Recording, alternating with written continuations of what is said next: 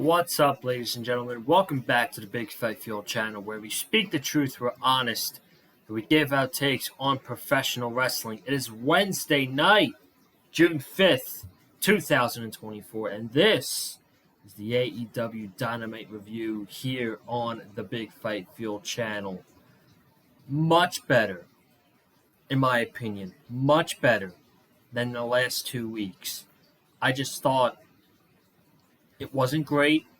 I thought it was a really good show, but the pacing, nothing felt rushed on the show. My only problem that I had was the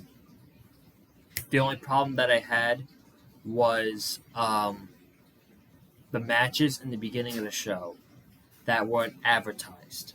Okay, and I'll talk about this briefly, because I know we talked about this last week, and there's other topics that I want to spend time on. But at 5 o'clock today, I go on social media to check what's on the card for Dynamite tonight, and I saw 3 matches. That's all I saw on the card, plus an MJF return promo. So I saw 3 matches and MJF making his return to Dynamite. And this makes what we talked about last week factual. Because what we talked about last week was the report that Tony Khan is hard to get by backstage. Tony Khan is booking AEW week to week, which I don't think is good. I don't like that, because that's the way the old regime in WWE used to operate. And that's everything that AEW doesn't want to be. They don't want to be like the old regime in WWE, and now they are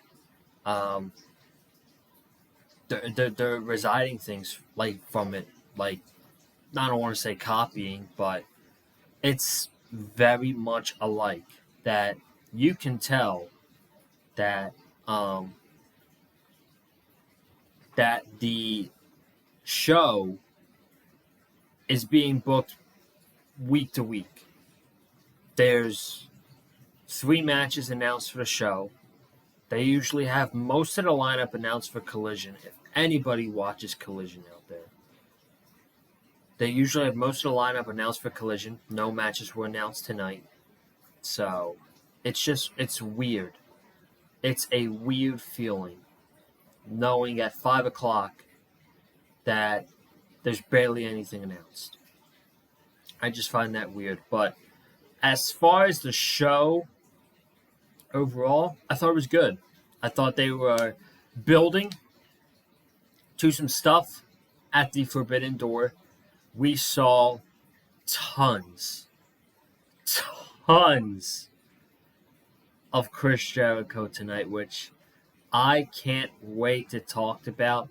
Y'all are getting sucked in by what Chris Jericho is trying to do.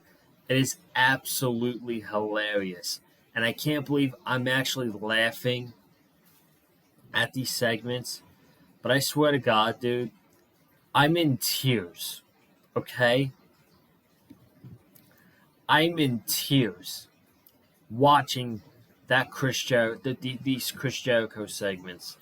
The line that Brian Keith had when he was talking to Angelo Parker to make sure the baby respects Chris Jericho, oh my God, that killed me. That line was ridiculous. That line, MVP of the night, Brian Keith, just for that line alone. But there was some really good stuff on the show tonight that we're going to talk about. I appreciate y'all joining me on this Wednesday night. If you haven't already, be sure to go ahead and check out episode 6 of Chopping It Up with myself and Cameron Johnson last night on the Big Fight Fuel channel right here. So if you haven't already, be sure to go ahead and check that out. And subscribe to the Big Fight Fuel channel, as it's basically summer.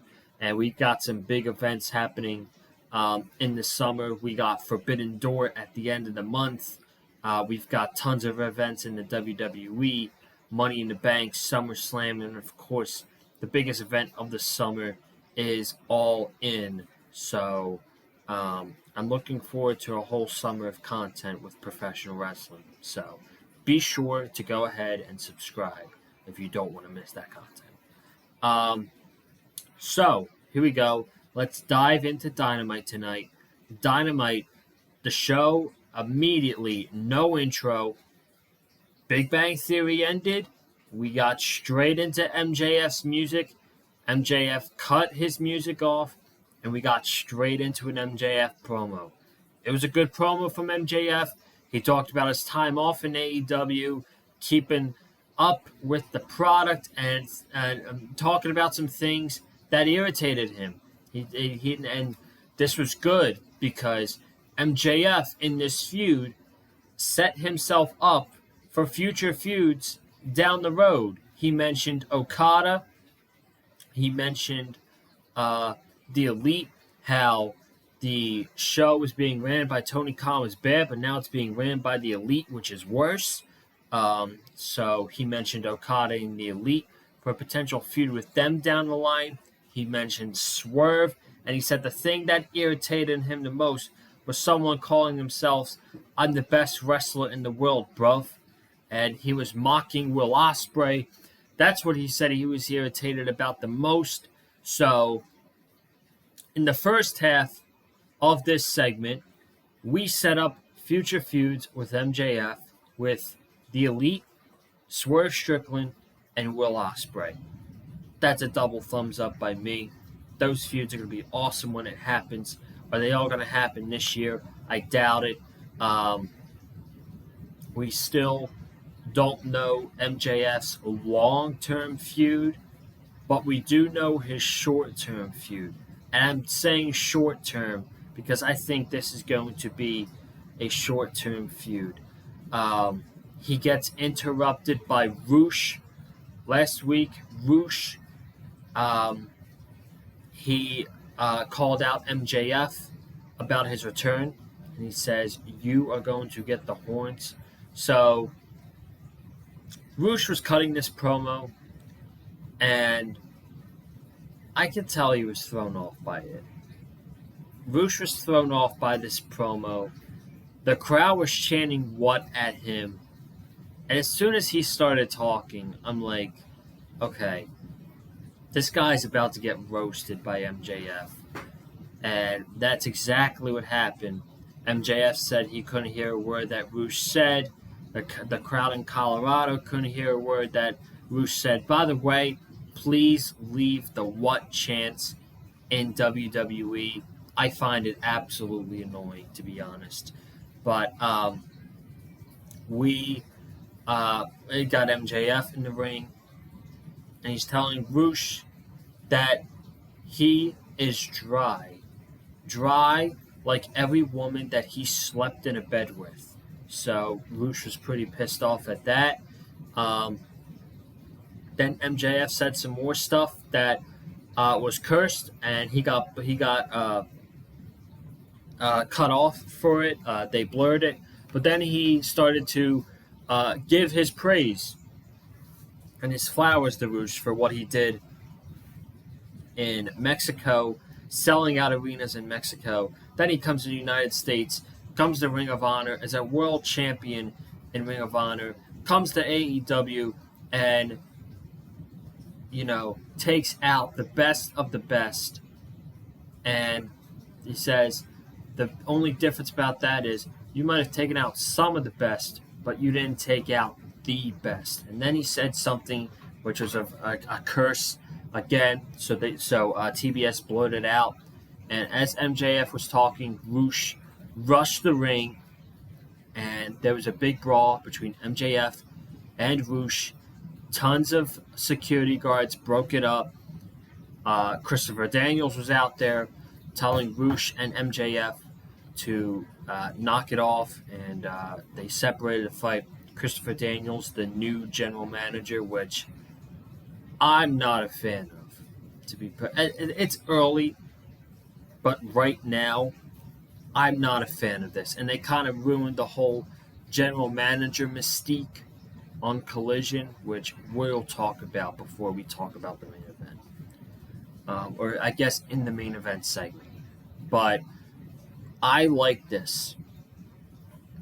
I like that MJF, one of his first matches back in 6 months, 5 months, is going to be with a guy like Roosh, who's extremely underrated. And these are the type of opportunities that Roosh needs. I really didn't think Roosh was that impressive tonight.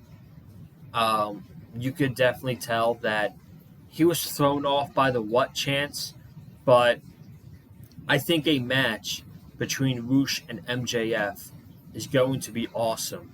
These are the type of opportunities that Roosh needs. Roosh was in the Continental Classic. He was awesome. And really, he re-signed with AEW. They really haven't done much with Roosh. And again, talked about it last week. When you have a huge roster like AEW does, a lot of good wrestlers are going to be sitting in catering. Roosh has been one of those wrestlers in catering. He might have visa issues, I don't know, but these are the types of opportunities that Roosh needs. He is so damn good.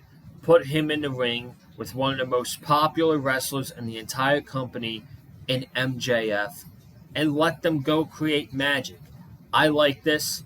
This gets Roosh on a big role on television, and this is a solid first match for MJF to make his return. Whether this happens at Forbidden Door or on television, I think it's going to be good anyway. I honestly think it's probably going to happen on television because I don't know if Roosh can wrestle at the Forbidden Door pay-per-view. So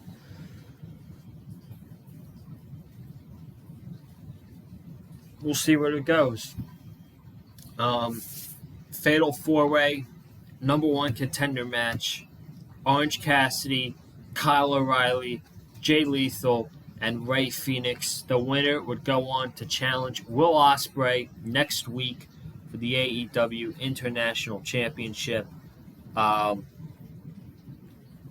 O'Reilly, before I get to the match, Kyle O'Reilly lost to Will Ospreay on Collision for the International Championship. So why in the world was Kyle O'Reilly granted this match?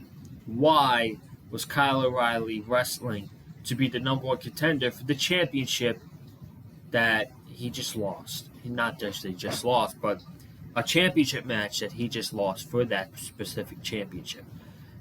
Didn't sit well with me. That was a head scratcher, to be honest with you. But the match was fun.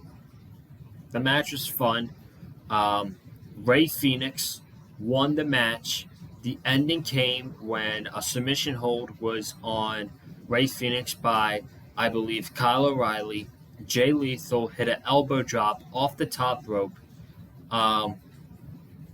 He went to go pin Rey Fenix, and Rey Fenix cradled him up, small packaged Jay Lethal, and Rey Fenix is moving on to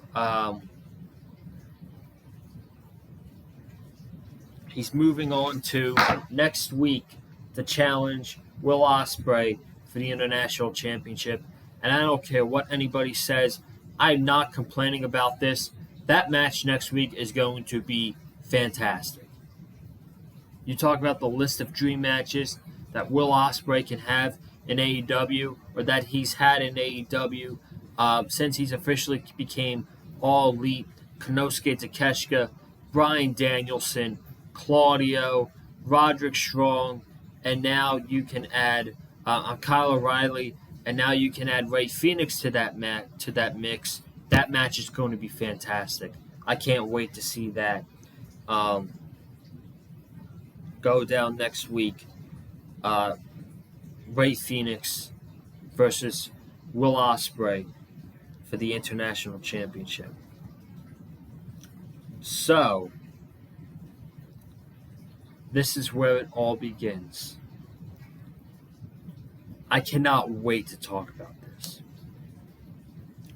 A car pulls into the arena, and we're thinking it is the EVPs arriving at the show. It was the Learning Tree, Chris Jericho, along with Big Bill and Brian Keith. Brian Keith was the MVP of tonight's show, and he didn't even have a match. Jericho took the camera. He told the cameraman that he's done camera work before. He told him to get out of the way, and he's going to teach him a lesson. He says, we need good framework. And then Brian Keith told the cameraman to respect Chris Jericho. So that was only one segment on the show tonight. They walk into the arena.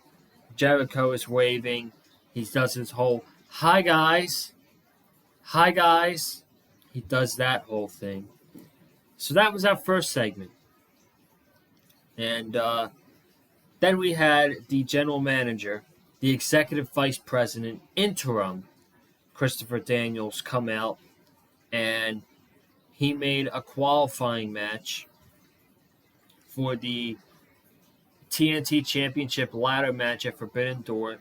We got Mark Briscoe, the Ring of Honor World Champion, against Brian Cage. This match was 13 minutes. I wish this was advertised.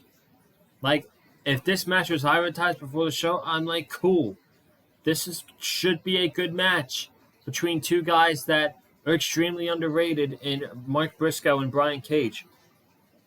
They're both really good wrestlers. This just feels thrown together. And I understand it's supposed to be thrown together because of qualifying matches, but at least advertise the match for the show. I mean, come on. But I'm not really feeling the Christopher Daniels general manager shtick.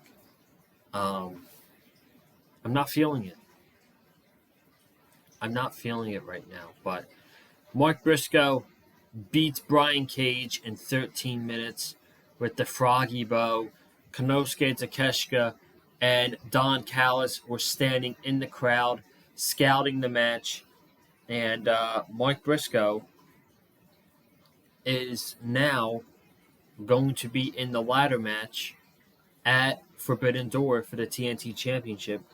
So your first two contestants is Konosuke Takeshita and Mark Briscoe. I think that's a good start.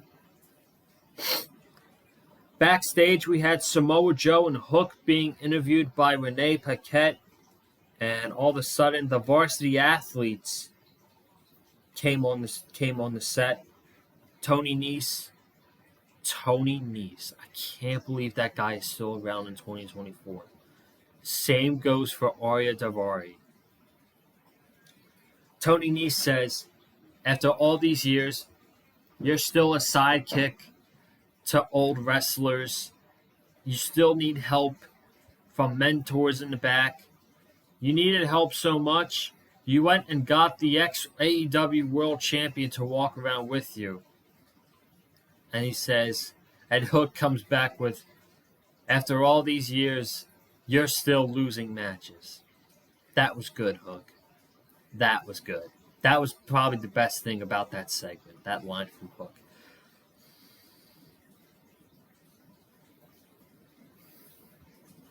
So then the Acclaimed came out. This is Max Caster, Anthony Bowens, along with Daddy Ass Billy Gunn. And Max Caster was doing his rap, and the EVPs, the Young Bucks, came on the set. And it's like, hey, sorry guys, we're kind of running out of time for the show. We're crammed in. We're going to have to cut your segment right now.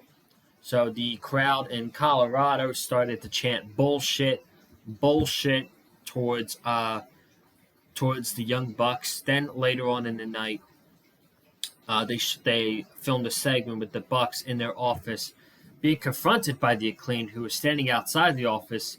It says, yeah, you could do your little cute cut segments, but sooner rather than later, you're going to have to come face to face with us, and you're not going to like what's going to happen. We mean serious business. So I think by serious business, the Young Bucks have not defended the AEW Tag Team Championships since they won them at Dynasty. I don't know if that's a part of their gimmick too, as EVPs, that they can defend the tag team titles whenever they want, but they are setting up their first challengers as the tag team champions, which is going to be Max Caster and Anthony Bowens, which I guess should be good. There's no way the Acclaimed are going to beat the Young Bucks, though. So, but this is definitely setting up Caster and Bowens to be the challengers for the tag team championships. So, this honestly might have been the best segment of the night. Chris Jericho, Big Bill, and Brian Keith. They confront Daddy Magic and Cool Hand Ange.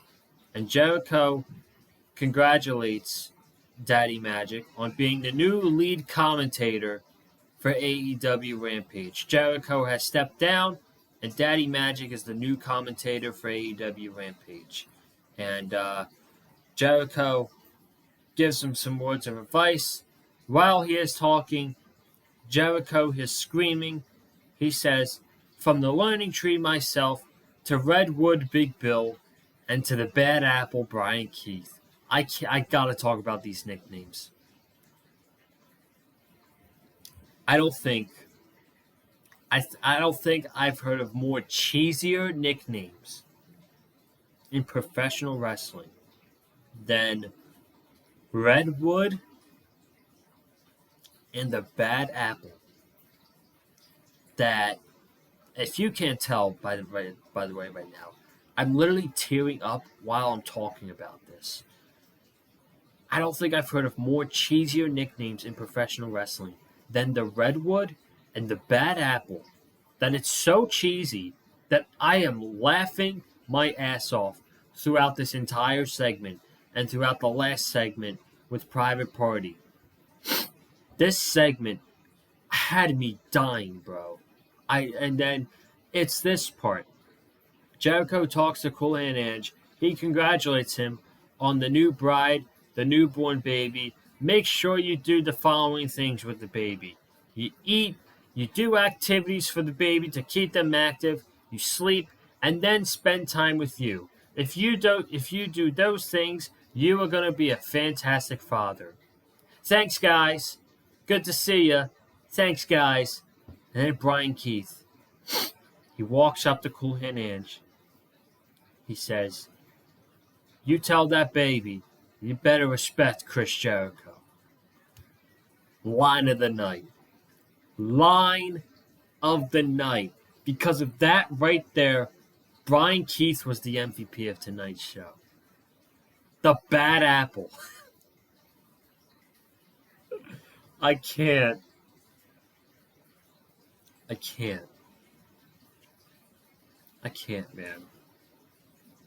They got me.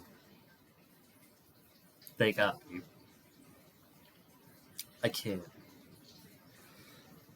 Oh my God.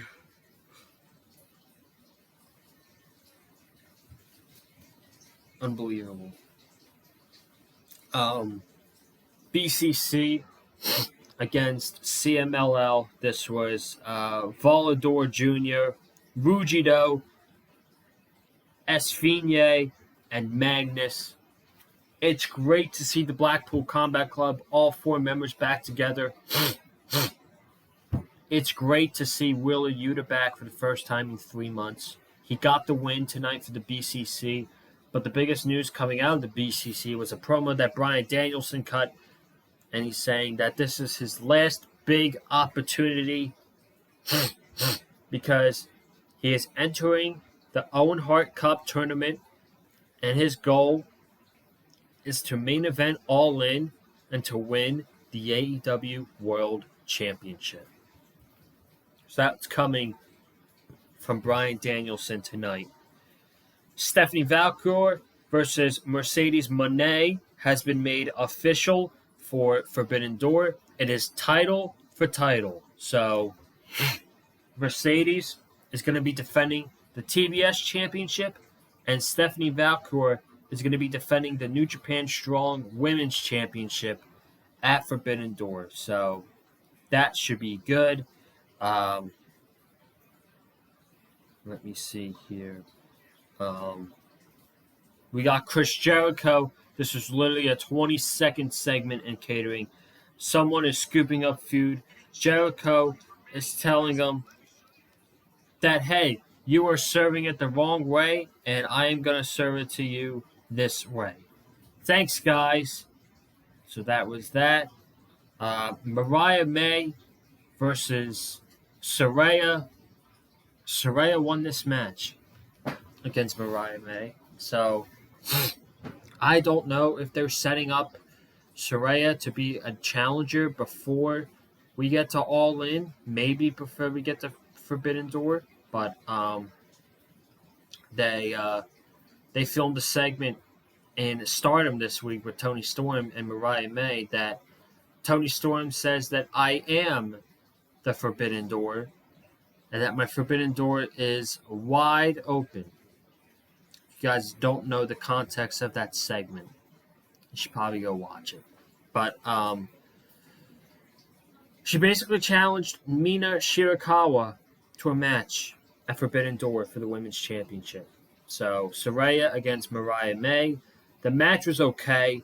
I guess Toni Storm is a babyface now because they came out of the babyface tunnel tonight. Did Toni Storm, Luther, and Mariah May. They came out of the babyface tunnel. And after Saraya got the win with her submission hold, Toni Storm went to go check on Mariah, and Saraya and Harley Cameron won the attack. Then Mina Shirakawa came out for the save. She hugged Mariah May, and then Mariah May hugged Toni Storm, and Mariah May was playing peacekeeper while Mina Shirakawa and Toni Storm was having a breast-off. There you go. The final Learning Tree segment of the night, the Learning Tree, Chris Jericho, Redwood, Big Bill, and the Bad Apple, Brian Keith, were walking backstage. They talked to Private Party. Jericho said, you should change your name from Private Party to Public Party. Anybody should be invited to the party, just like anybody is invited to the Jericho Vortex. And we're stopping here to tell you that next week, we're inviting you to join TV Time with the Learning Tree, Chris Jericho. Thanks, guys. Hey. Excuse me. Private Party wasn't all for it, but they're going to be on the show next week. So, this brings us to the main event. Roderick Strong against Swerve for the AEW Championship. The match was good. Swerve won clean with the house call. The match was good. The Swerve dealt with adversity in the match. He battled through it with the Kingdom on the outside. They had a very good match. I'm going to talk about the booking. Then I'm going to get out of here. The way that Tony Khan and AEW booked this match, this might have been one of the most confusing solutions for someone to get a world title match ever. Okay? So check this out. Last week, there's a casino gauntlet. It can end at any time. So if Pac and Jay White, which are the guys who started the match, if Pac pins Jay White in the first 5 minutes, the match is over. Pac wins and goes on to wrestle Swerve. We got to 9 guys. Then when we had 9 guys in the ring, Will Ospreay pinned Orange Cassidy to become the number 1 contender. The excuse here was, I blame Will Ospreay because I was supposed to be the 10th man in that gauntlet match, in that casino gauntlet. Now, may I remind you, there can be up to 21 guys in this match, okay? 21 wrestlers in this match. We got 9. So Roderick Strong's excuse was that, hey, Will Ospreay won the match, but I was supposed to be number 10 in the casino gauntlet match, and I got screwed because of it. I should get a shot at the AEW World Championship. This was Saturday night on Collision. And Christopher Daniels is standing right there. And they pan over to the desk. And who is sitting there? None other than Tony Khan. And this is why, so far, I'm not digging the Christopher Daniels general manager role. Because